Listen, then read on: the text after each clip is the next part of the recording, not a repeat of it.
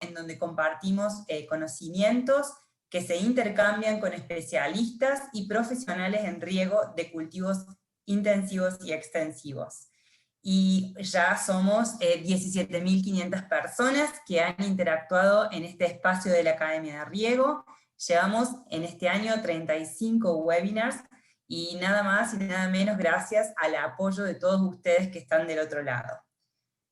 Vamos a pasar al próximo slide, y les quiero contar quiénes nos acompañan hoy. Durante este año nos viene acompañando el Colegio de Ingenieros Agrónomos de Chile, que nos apoya tanto en la difusión y en compartir este espacio a lo largo de todo Chile. También le damos las gracias al portal Frutihortícola de Chile, que es el medio de comunicación líder en la industria frutihortícola, que está impulsando nuestros contenidos en la región. El portal los invita a todos a estar participando el próximo 20 de abril del 2021 al Agricultural Water Summit.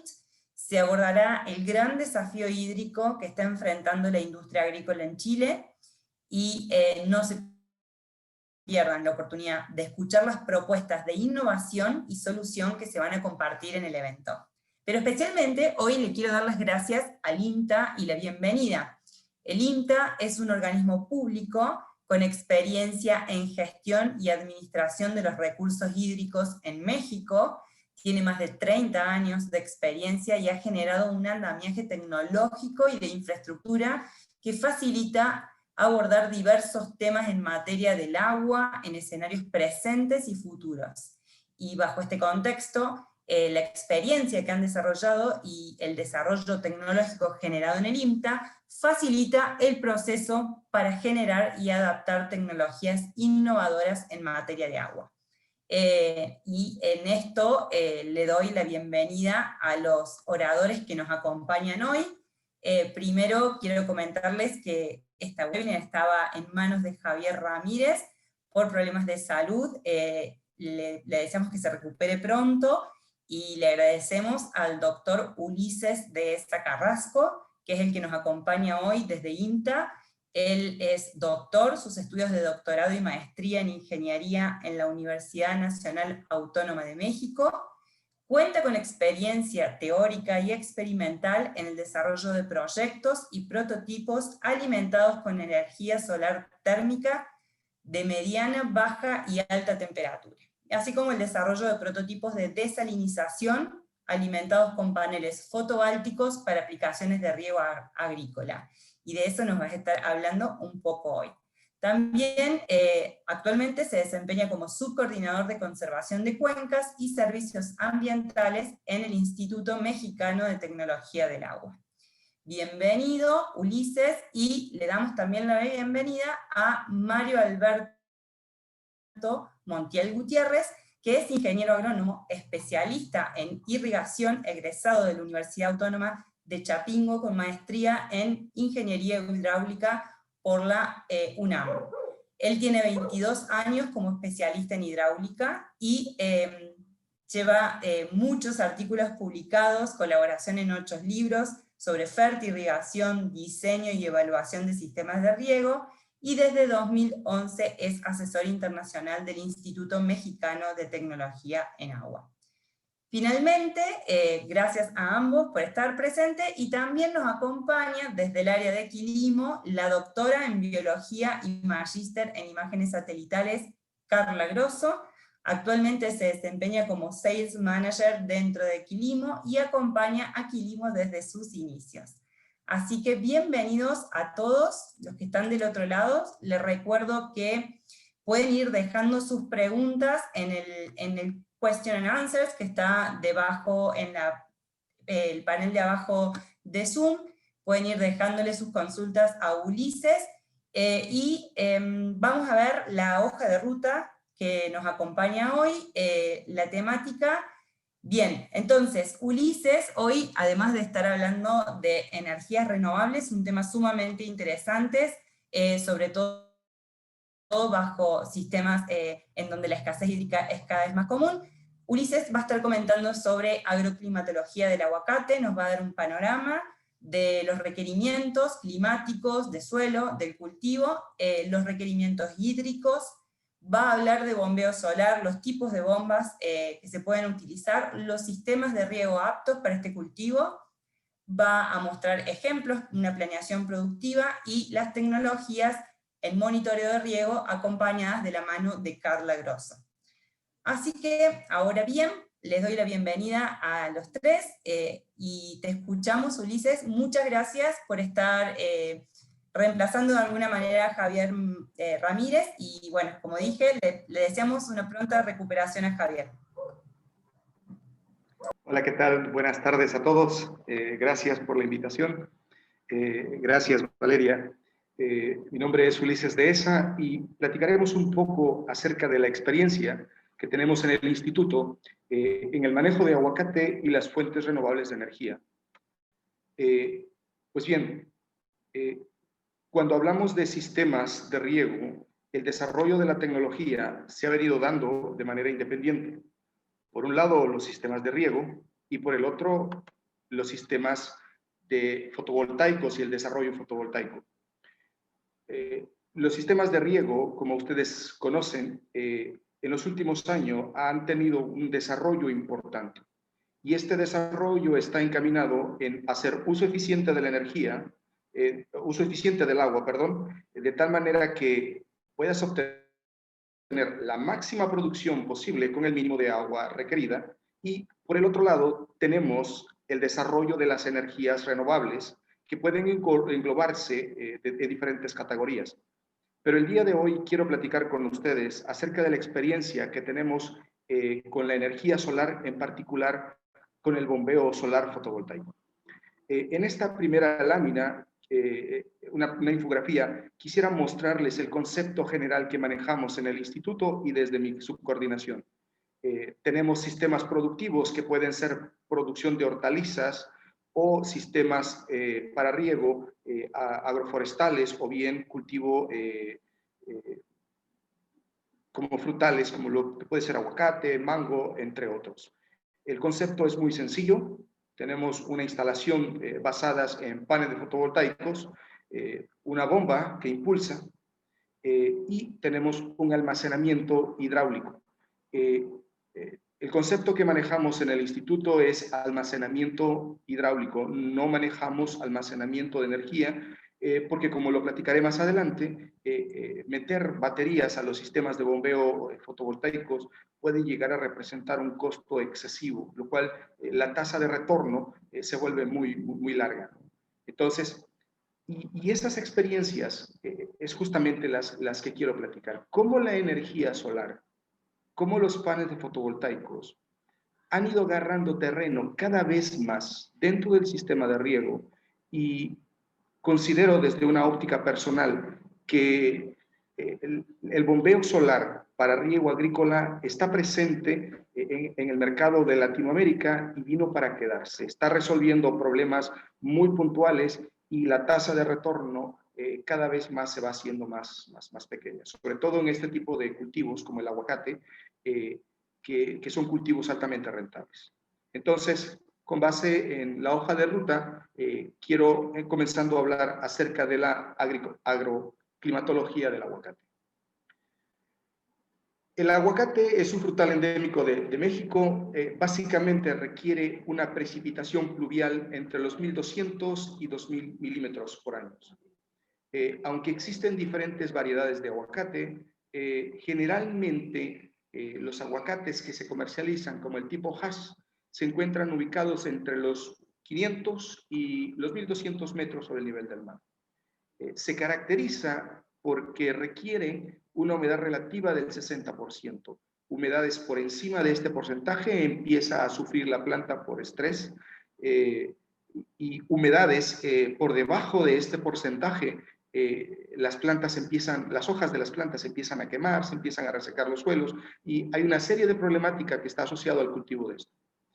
En los suelos que mejor le va al aguacate es suelos que tienen un valor de 0.8 a 1.5 con un buen drenaje y que sean muy ricos en materia orgánica, del orden del 3 y el 5%, con nutrientes minerales con base en las características de la planta y con un pH que le va muy bien, que va del orden entre 5 y 6. Los aguacates como tal suelen ser susceptibles a fuertes vientos y son muy susceptibles a la helada.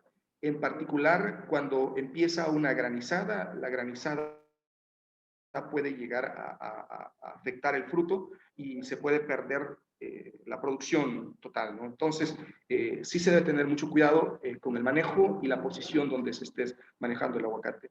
El año pasado, en México, en la zona de Michoacán, se ha estado presentando este tema de heladas, la granizada, que afecta propiamente al fruto cuando ya tiene un buen tamaño, y se han estado utilizando algunas otras alternativas que consiste en una dispersión de las nubes, se le llama una especie de bombardeo subsónico, que a su vez puede generar un problema de conflictos sociales. Pero vamos, hay que tener cuidado con la helada. Los aguacates son muy sensibles a las heladas y no es tolerante al encharcamiento de los suelos. Si la zona radicular está inundada, el aguacate puede tener una serie de problemas que va desde la formación de hongos incluso hasta la limitación de oxígeno. Y cuando son suelos salinos, como en el caso de la meseta central de México, el aguacate no tolera la salina. ¿Cómo lo sembramos o cómo lo hemos manejado? Podemos tener, generalmente se utiliza en 3 presentaciones, cuando se hace un cultivo intensivo con una densidad alta que va en una presentación de 5x5 y que puedes tener aproximadamente 400 árboles por hectárea, una densidad media que va entre 7x7 a 8x8 más o menos, y puedes tener una densidad de plantas alrededor de 204 árboles por hectárea. Y cuando tenemos una densidad baja, generalmente puede manejar 10x10, me refiero a la distancia entre árboles. Cuando se maneja en forma de trébol puede tener un poquito más, puedes aumentar la densidad de árboles, pero incluso en algunos lugares han llegado a manejar 12x12 y bueno, por ejemplo, en el estado de Morelos, en México, en la parte central de México, se está manejando alrededor de 100, 120 árboles por hectárea. Y se estima un rendimiento promedio de aguacate hash que alcanza alrededor de entre 15 y 20 toneladas por hectárea. Y bueno, cuando se maneja un sistema de riego o fertirriego controlado, se puede llegar hasta tener hasta 30 toneladas con fertirriego. Aunque cuando no se hace un manejo de irrigación, sino únicamente se hace un manejo de aguacate utilizando la precipitación pluvial anual promedio, se observa un rendimiento entre 5 y 7 toneladas por hectárea. Entonces, estos son los posibles escenarios que puedes encontrar en México en el cultivo de aguacate y bueno, hemos permitido o hemos podido trabajar con este tipo de configuración. ¿Cuál es el consumo de requerimiento hídrico?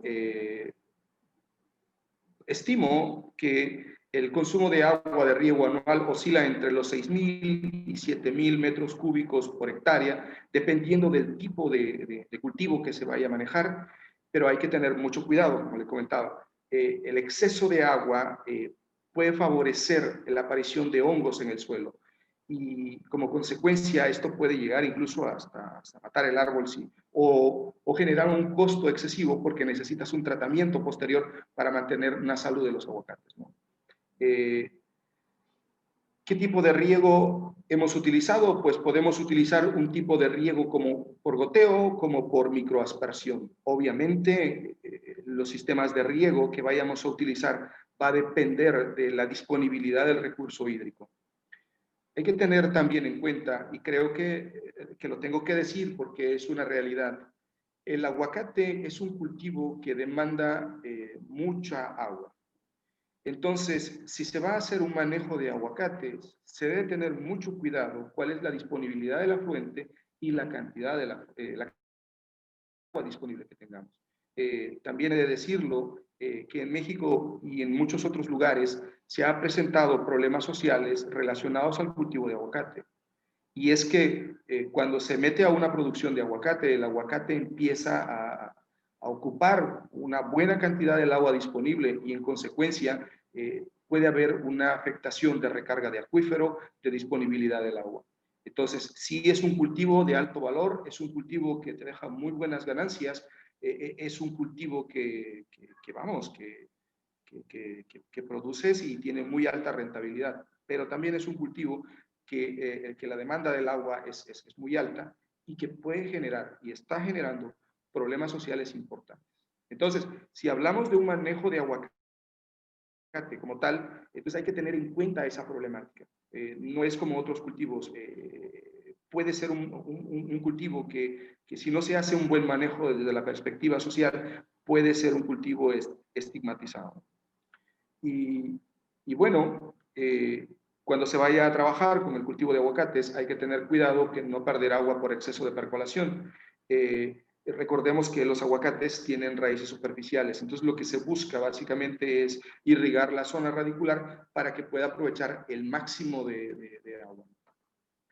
Quise platicarles un poquito, un panorama general de cómo va el aguacate. Cómo es el cultivo de aguacate, cómo lo abordamos, cómo lo trabajamos. Y ahora quiero hablar por separado y al final integrar el tema de bombeo solar. Y quiero comenzar de la siguiente manera. Hace aproximadamente 10 años, cuando hablábamos de bombeo solar, inmediatamente traíamos a la cabeza paneles fotovoltaicos, banco de baterías y bombas. El desarrollo de la tecnología solar en los últimos años se ha venido dando de tal manera que los costos de los paneles fotovoltaicos o las placas fotovoltaicas han ido disminuyendo de manera paulatina. El problema del bombeo solar es que tenemos corriente directa y las bombas consumen corriente alterna. Un esfuerzo importante por diferentes empresas alrededor del mundo se enfocó en el desarrollo de bombas que operen con corriente directa. Hablamos de empresas como Lasao, Hyundai, Grundfos, empezaron a hacer un desarrollo importante de bombeo solar, basadas en bombas sumergibles de corriente directa. El problema es que estas bombas, sus refacciones, no se pueden conseguir de manera fácil, tiene que ser un contacto técnico especializado, y no son baratas, o sea, ese tipo de bombas son caras. Entonces, durante mucho tiempo, dada la característica del mercado, el bombeo solar fue relegado o fue únicamente puesto en circunstancias especiales. Bombeo para abrevaderos, bombeo para procesos de desalinización, donde los costos tenían mejores oportunidades. ¿Qué es lo que está pasando en los últimos 10 años? Bueno, que ha venido un desarrollo y ese desarrollo está en el desarrollo de convertidores variadores de frecuencia. ¿Qué nos permite con este desarrollo? Bueno, que puedes utilizar bombas de corriente alterna, de las convencionales, de las que utilizamos todos aquellos que manejamos riego, con la ventaja de que pueden ser impulsadas con panel fotovoltaico. ¿Qué sucedía? Pues que las bombas convencionales tienen un pico de arranque bastante alto, entonces para poder soportar ese pico, antes se tenía que poner un banco de baterías lo suficientemente grande para que el arranque de la bomba pudiera ser instantáneo. Pues que los sistemas variadores de frecuencia te permiten hacer un arranque de esas mismas bombas de manera controlada. La radiación solar a lo largo del día no es constante, de hecho es una especie de una campana de Gauss. Entonces, el diseño actual o los diseños que se están proponiendo, en lugar de colocar un banco de baterías, únicamente se hace un dimensionamiento para ubicar o colocar un mayor número de paneles fotovoltaicos. Es decir, permitimos arrancar la bomba de manera controlada, ¿ok?, a una hora del día específica. En diferentes casos que se están operando esto, empiezan alrededor de 7, 8 horas día. Lo que ustedes ven aquí en esta lámina son los tres conceptos que manejamos en el instituto. Bombeo solar a pequeña escala, menores a 0.5 de HP, bombeo solar del orden de 1 HP hasta 3 HP, basadas en estructuras metálicas, y bombeo de mayor capacidad por encima de los 10 HP. ¿Qué tipo de bombas utilizamos? Bueno, que podemos utilizar las bombas sumergibles basadas en corriente directa que son comerciales. Hemos trabajado con la marca Grundfos, Evans, Hyundai, básicamente, que son los productos que se encuentran disponibles aquí en México. Sin embargo, en Latinoamérica hay otras marcas que igual pueden trabajar, ¿no? El concepto principal del bombeo, ya sea con bombas sumergibles o con bomba centrífuga, es el mismo. Tiene que ser un sistema sin baterías y utilizando un variador de frecuencia y almacenamiento hidráulico. Bombeamos durante todo el día, almacenamos y en la noche regamos por gravedad. Nos apoyamos mucho en sistemas de captación o ollas de agua basadas en geomembranas y eso nos permite hacer un control mejor de riego. Y ¿cómo está el tema? Quise presentar esta tabla para que los tomadores de decisión que ahora mismo me están escuchando puedan tener números frescos de lo que estoy hablando. Un sistema de bombeo de 30 HPs que te puede servir para regar alrededor de unos 60, 70 hectáreas de aguacate. Por ejemplo, el primer caso de estudio tiene 148 paneles de 250 watts por módulo, una potencia total de 37,000, tiene una tasa de retorno de 2.8 por año. ¿Qué pasa con los otros sistemas de menor capacidad? Tenemos un sistema de 15 HP con 42 paneles de 255, 10,710, su tasa de retorno está del orden de los 3 años aproximadamente, ¿no? En los sistemas de pequeña escala, como los que le mostré, mediana y pequeña escala, su tasa de retorno va haciendo un poquito más grande. En el caso de 1.8,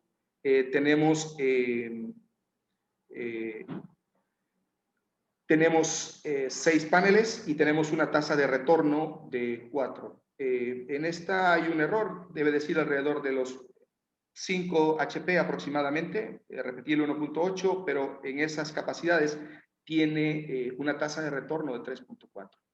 Entonces, el promedio de la tasa de retorno para el bombeo solar a partir de 5 HPs actuales está del orden de 3 años, 3.2 años. O sea, eso es muy poco. Y por eso al inicio de la plática me atreví a decir que los sistemas de bombeo solar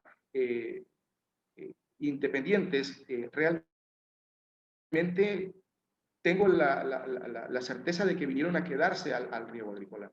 Obviamente, ¿bajo qué escenario el bombeo solar no es factible? Pues cuando la energía eléctrica está subsidiada.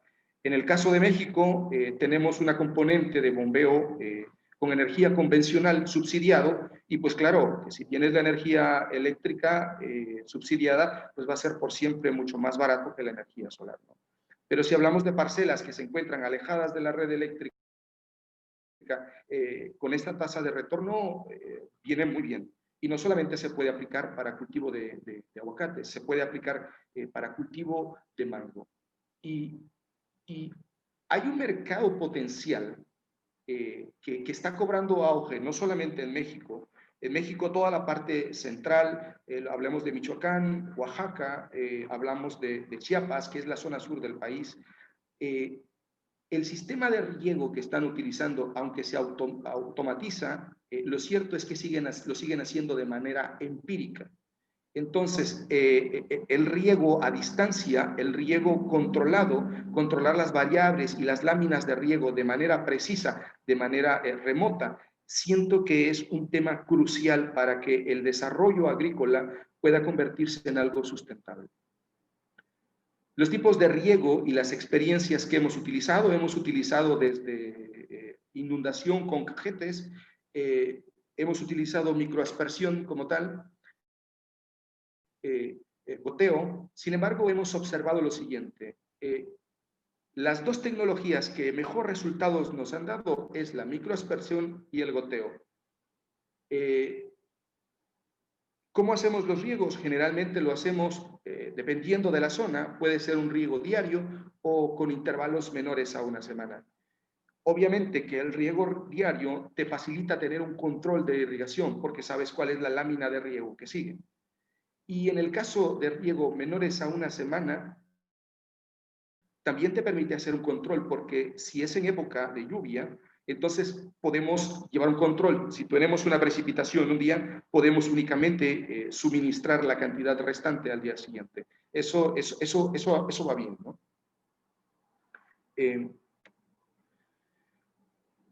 En la microaspersión, bueno, el aguacate, como les comentaba, tiene la particularidad que las raíces no son tan profundas, entonces podemos regar de manera superficial y hacemos un riego localizado que te da un mayor alcance y una distribución y ahorro de energía. Lo podemos adaptar muy bien a la edad del árbol y con eso podemos ir controlando la cantidad de agua que podemos estar suministrando. Obviamente, cuando se le da un manejo, puedes tener menor cantidades de hierba en comparación si lo hacemos por inundación, ¿no? Si lo hacemos por inundación, el primer problema que tenemos es tenemos un uso excesivo del agua y la maleza crece mucho sobre la zona de la base de la planta, ¿no? Utilizando esta técnica también tenemos un buen control de fertirrigación y podemos dar los tratamientos en caso de que se nos pueda presentar algún tipo de enfermedades, ¿no? Utilizamos o hemos utilizado algunos microaspersores, generalmente sectoriales, con 180, aproximadamente de 40 a 70 litros por hora, generalmente dando la espalda al tronco, ¿no? Pero como les comentaba, cuando el árbol es adulto, esta técnica de microaspersión funciona bien, pero cuando el árbol es pequeño, hemos observado problemas, sobre todo nos aparece una especie de hongo, tipo de enfermedades. Y bueno, el consumo elevado del agua en los primeros años de cultivo es característico porque se tiene que mojar toda la zona donde está el árbol y solo una sección de la planta, por manera, absorbe esa humedad. Todo lo que está mojado alrededor termina absorbiéndole la maleza o simplemente termina evaporándose, ¿no? En otros casos, cuando tenemos una capa de hojas, se hace el riego sobre las hojas, se calientan las hojas y ocurre una evaporación y por lo tanto tenemos pérdidas. ¿Cómo nos damos cuenta de eso? Pues porque requerimos un mayor consumo de agua cuando empezamos a hacer la evaluación de humedad en el suelo, ¿no? Y lo que les comentaba, ¿no? La microaspersión moja el tronco de la planta y eso indudablemente aumenta el riesgo de las enfermedades. Lo que mejor nos ha funcionado hasta ahora es el riego por goteo.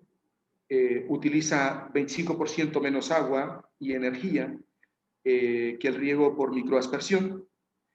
Facilita suministrar agua durante periodos secos y, sin lugar a duda, favorece el sistema de fertirrigación eficiente durante todo el año. Lo único que hay que tener mucho cuidado es el tratamiento cuando entre el influente para no sufrir obturaciones, ¿no? Permite mantener una humedad óptima dentro de la zona y probamos diferentes configuraciones para que exista una mejor distribución de la lámina de riego a través de la zona radicular de la planta. Y podemos ir proporcionando justa, de manera con mayor precisión, la cantidad de agua que requiere el árbol. ¿Cómo lo hemos hecho? Bueno, utilizamos varias estrategias. Hemos venido utilizando diferentes tipos de goteo, incluso los goteos de flujo regulable, que van de 0 a 70, pero los que mejor nos han dado resultados son estos goteros insertados, que son desmontables, que trabajan con una presión del orden de 1 bar y aproximadamente entre 2, 4, 8 y 16 litros por hora, ¿no? Buscamos sistemas, como lo ven aquí en la imagen, en donde se haga una distribución mejor de la humedad alrededor de la base del árbol y incluimos un mecanismo resistente a la obturación. México tiene la característica de que toda la parte central, todo lo que es la cordillera de la Sierra Madre, tiene el potencial de ser utilizado para el cultivo de aguacates. ¿Cómo lo hemos estado haciendo desde el instituto para poder hacer una mejor planeación en el manejo de aguacates? A lo largo de los años, el colega Javier Ramírez trabajando en un sistema de información geográfica. El sistema de información geográfica te permite identificar cuáles son las zonas susceptibles dentro de un territorio específico para el manejo de un tipo de cultivo en específico. Con base en la información del sistema de información geográfica, se puede hacer una propuesta específica mediante una planeación estratégica para el manejo ya sea de algún frutal endémico o el manejo de aguacates. El manejo de aguacates, como les comentaba al inicio, si se hace de manera discriminada, va a haber una serie de problemas que van a estar asociados y sin lugar a duda que si no se hace esta planeación productiva, va a haber problemas sociales importantes. Desde la contaminación de los mantos acuíferos por aplicación de fertilizantes hasta problemas de desabasto provocados por el uso del aguacate. Entonces, no solamente se trata de proponer un buen sistema de riego o el mejor sistema de bombeo, sino se trata de una planeación productiva integral que pueda integrar la parte social, aguas abajo, y la parte de manejo de la cuenca, aguas arriba, para que la disponibilidad esté siempre dentro de la cuenca como tal, ¿no? Y el manejo del aguacate sea sustentable. Por experiencia les puedo decir que el manejo indiscriminado, la deforestación para sembrar aguacates no es buena, no es una opción viable. Desafortunadamente en México en algunos sectores lo hemos estado viendo. Entonces, aguacate sí, riego eficiente de aguacate sí, energía solar sí, pero con una planeación adecuada para que pueda haber una sustentabilidad de la zona.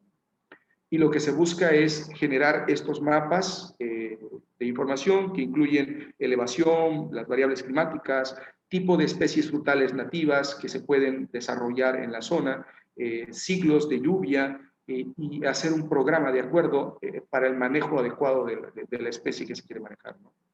Y elaboración de documentos que permiten integrar, pues, en este caso, productores, pequeños productores, ejidos y otro tipo de organizaciones que se manejen en cada zona.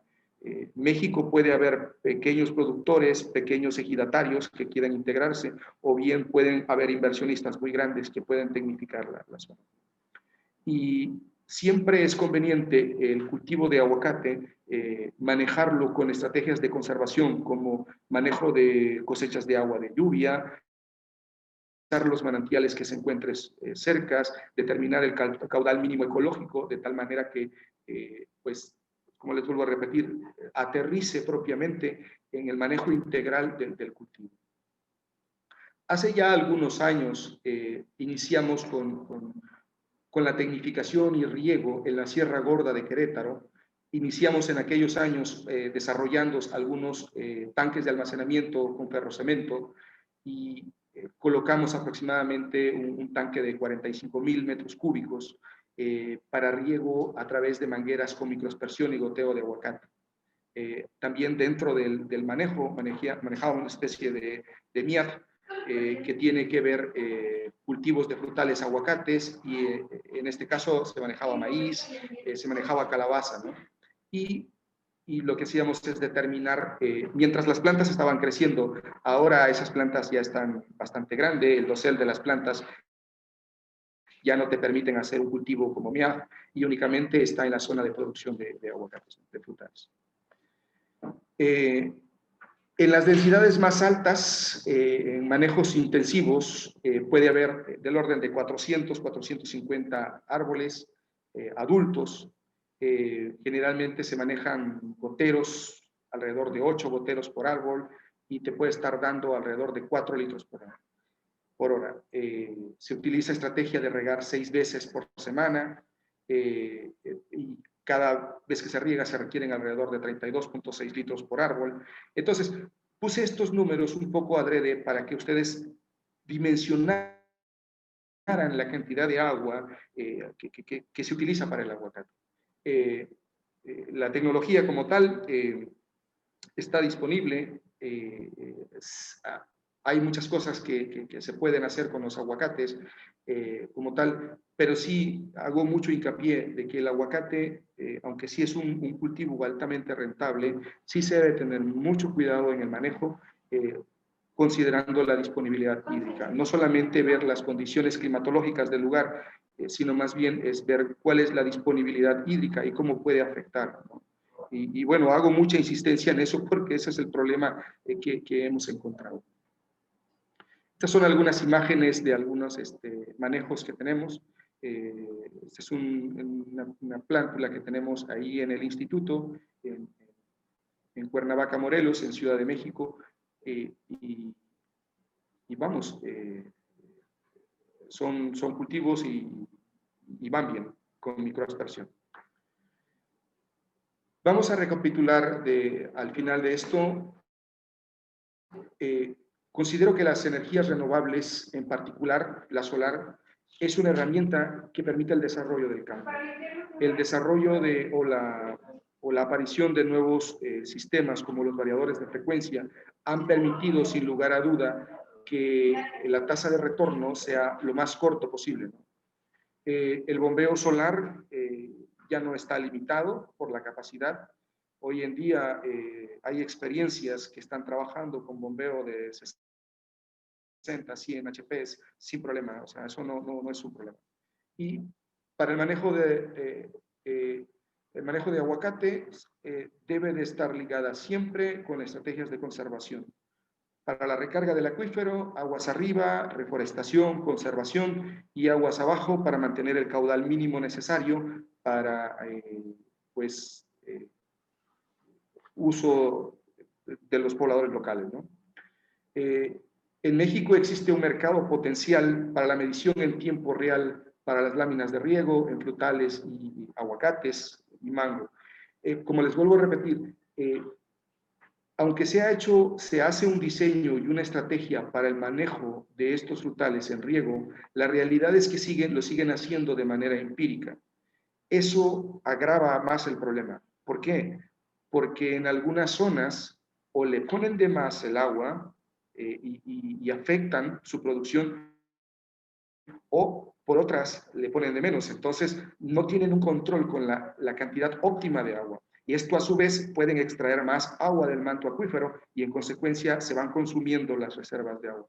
Por eso creo que es una oportunidad excelente para tener ese control, ¿no? Y es una realidad que se los digo yo que en estas zonas pues instalan el sistema de riego, se da la programación, pero la gran mayoría es que no tienen un control de cómo están regando, ¿no?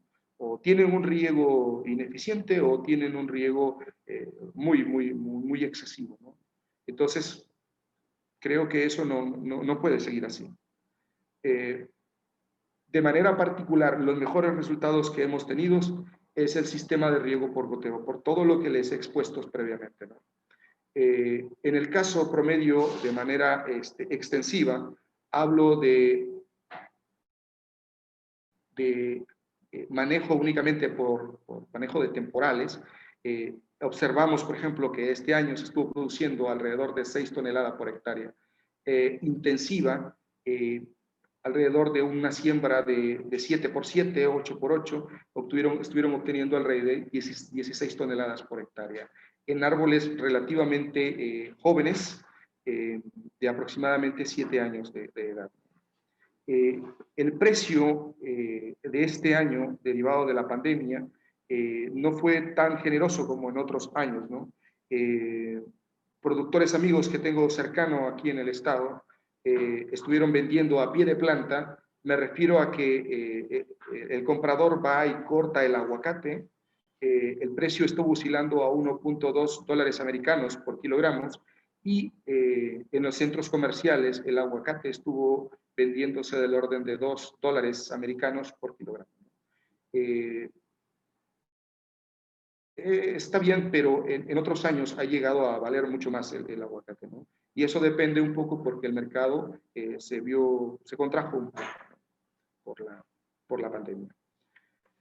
Pues bueno, les agradezco, espero y lo que les he compartido haya sido de utilidad. Quedo abierto a las preguntas que sean necesarias. Ulises, excelente la disertación, súper clara.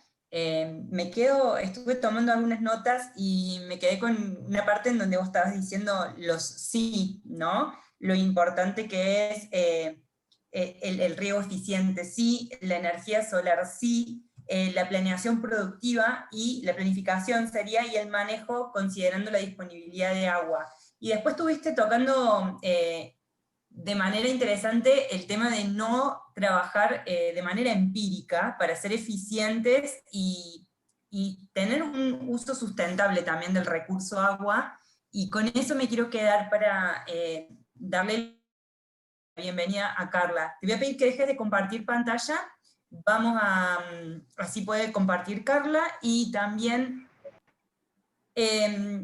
me parece que es como el punto de partida para lo que Carla nos viene a contar, porque dentro de lo que vos mencionabas, no trabajar de manera empírica, tener datos, ¿sí? Medir, y también pensar en que estamos, no sé vos, después al final tengo algunas preguntas, hay algunas preguntas ahí para ir resolviendo, pero hablar un poco de lo que es la huella hídrica en Palta. Después, al final de la charla de Carla Grosso, nos vamos a ir respondiendo estas preguntas, pero qué importante es ser eficientes en el uso del agua en un sistema productivo como el de Palta, y cómo podemos hacer eso y cómo podemos mejorar la eficiencia de uso de agua, Carla.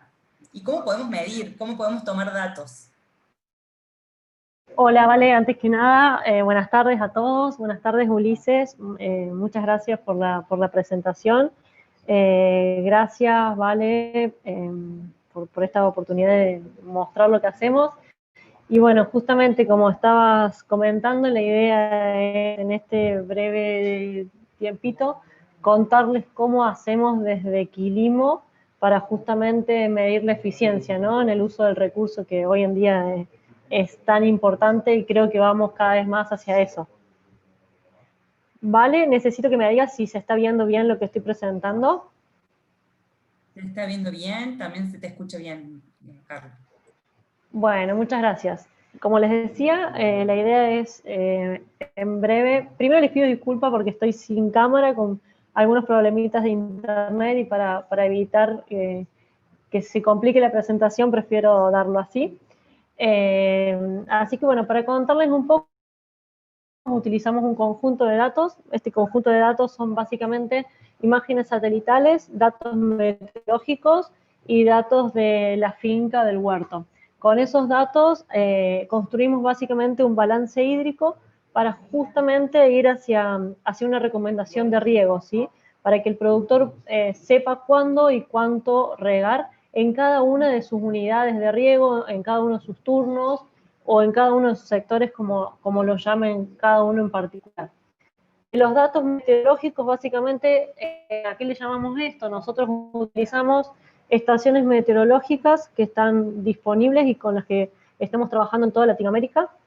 De ellas obtenemos una serie de datos, como radiación, temperatura, velocidad del viento y demás, con la que calculamos la evapotranspiración potencial que existe en esa finca en ese momento a través de la ecuación de Pellman-Montiel, ¿sí? Esto es una evapotranspiración de referencia como bibliografía, y es básicamente para un cultivo en condiciones ideales, ¿sí? Esta evapotranspiración va a ser la misma para toda la finca, incluso para la finca colindante. Desde Quilimo, entonces, nos queremos diferenciar en esto, en poder decirles cuánto necesitan regar y cuánto está consumiendo cada uno de los sectores en particular dentro de la misma finca, porque no siempre es necesario regar toda la finca de la misma manera, ¿sí? Entonces hay eficiencia para no solo el ahorro del recurso en sí mismo, sino también a lo que esto trae aparejado, ¿no? Ahorro en consumos energéticos y un montón de otras cuestiones. Para eso nosotros utilizamos básicamente imágenes satelitales. Estamos utilizando una serie de satélites, MODIS, como los que ven acá, MODIS, Landsat, Sentinel y Planet en este momento. Planet es el de mayor resolución, y nosotros a través de esas imágenes satelitales obtenemos el NDVI, que es ni más ni menos que un índice de vegetación y que nos indica la biomasa fotosintéticamente activa, ¿sí? Nosotros utilizamos una escala que va entre el rojo y el verde.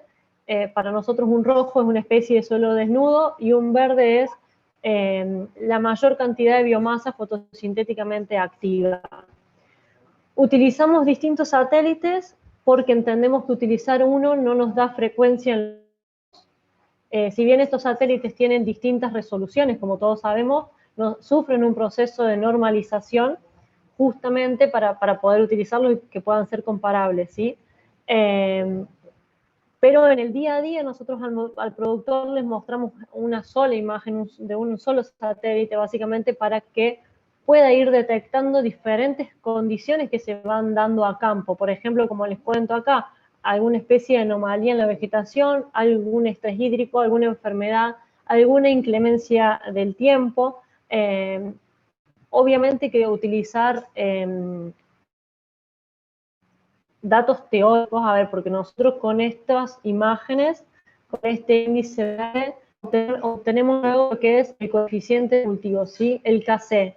Que el KC nos va a estar indicando básicamente cómo está la planta en ese sector en particular. El NDVI y el KC tienen una altísima correlación, es por eso que los usamos. Entonces, como les decía, es totalmente válido utilizar coeficientes teóricos, es una herramienta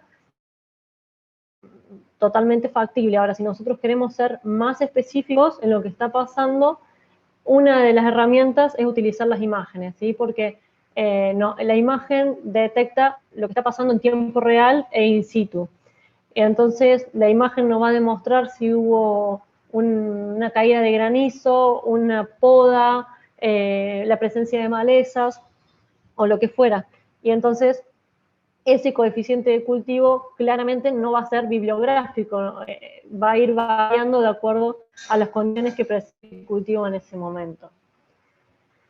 Como les decía, nosotros con SKC obviamente afectamos la evapotranspiración potencial y con ello obtenemos la evapotranspiración real, ¿sí? La evapotranspiración que está teniendo el cultivo en ese momento, el consumo. Y también aplicamos una evapotranspiración ajustada que se llama, como la nombra la FAO, donde básicamente tenemos en cuenta coeficientes de estrés, o sea, cuando, por ejemplo, se llega a ciertos niveles de estrés, obviamente no libera todo el agua que tendría que liberar, y eso también los tenemos en cuenta. Simplemente para mostrarles un poco de nuestra plataforma, de nuestra herramienta, estamos trabajando con una plataforma ahora también donde, en este caso, los distintos cuadritos indican los distintos sectores que estamos monitoreando a la derecha, que se ven delimitados, y ahí ustedes pueden ver bien específico el consumo real que tuvo cada uno de esos sectores, acumulado en este caso en 30 días, en 7 días, perdón, pero también lo mostramos en 30 días, en lo que fue el día de ayer y una proyección a 7 días. Y esta proyección que hacemos a 7 días también nos permite, obviamente, cuestiones de organización, ¿no? De logística también, para saber qué sector conviene regar primero, cuál después, y lo que les decía hoy, esto de que no todos están consumiendo la misma cantidad de agua. Abajo van a ver nuestras y a la derecha nuestras imágenes satelitales. Simplemente para ponerles un caso concreto de monitoreo en paltos en la zona de Quillota, Chile. Estas son curvas de KC de distintos años de plantación y ahí ustedes pueden ver claramente la gran diferencia que hay entre una curva y otra, ¿no? O sea, cuán distinto es el manejo si nosotros tenemos en cuenta este consumo real que está teniendo cada uno de esos lotes o de esos sectores en particular, y cómo estaríamos por ahí desperdiciando agua, o también puede pasar que a veces estemos regando de menos, ¿no? Pero cómo podemos ver la diferencia de riego que podríamos haber aplicado en cada uno de estos sectores. Un ejemplo bien concreto, por ejemplo, acá les estoy mostrando el consumo real que tuvieron cada uno de estos sectores con distintos años de plantación y que tuvieron un rendimiento muy bueno, mejor que el esperado, y la cantidad de milímetros menos de riego que aplicamos considerando este consumo que tuvieron, ¿no? O sea, no siempre todo lo que se consume es necesario regarlo, ¿sí? Entonces, esto es gracias al balance hídrico que nosotros lo logramos obtener. Esto fue un dato real de un estudio de Quilimo, de un monitoreo a través de Quilimo. Esto es lo que le decía,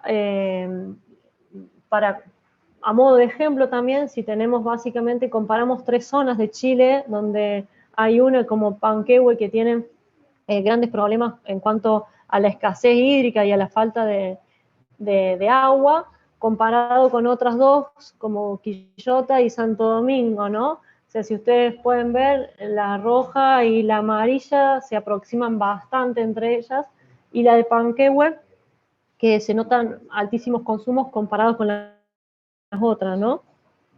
Al mismo tiempo, si analizamos el consumo que tuvieron en promedio en esos sectores de palto, comparado con los milímetros de riego que se aplicaron, siempre considerando que los rendimientos fueron similares y muy buenos, vemos que en Quillota y en Santo Domingo se regó apenas por encima del consumo real que tuvieron en esos sectores. Ahora, en Panquehue se estuvieron regando casi un poco más, en realidad, de 300 milímetros, siendo que es una zona con una gran problemática en cuanto al recurso agua, o sea, con una gran escasez hídrica, y cómo eso nos muestra que no es justificable regar tanto, sobre todo en una zona con tanta problemática, ¿sí? Siempre considerando que esos 300 milímetros más de riego no nos dieron mayores rendimientos.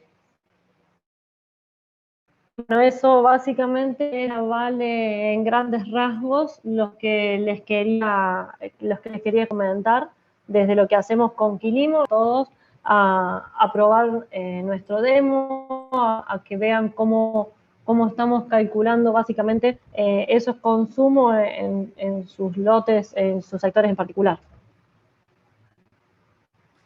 Gracias, Carla. Excelente la presentación, súper concreta.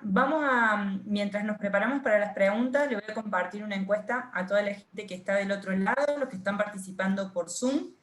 Van a poder ver en su pantalla una encuesta en donde pueden votar, pueden tocar la pantalla en el sector que si quieren recibir mayor información del monitoreo de Quilimo, de esta herramienta que Carla nos ha presentado, para mejorar la eficiencia en el riego, y si no también pueden pedir cotizar el monitoreo de riego para sus campos, también pueden tener una entrevista con el equipo de soporte o el equipo comercial. No dejen de poner el lugar donde ustedes quieren, si quieren pedir un monitoreo o una cotización o quieren mayor información, le dejamos ahí la encuesta para los que están participando por Zoom. Ahora, Ulises y Carla, vamos a empezar con las preguntas mientras la gente sigue votando. Y tenemos varias, así que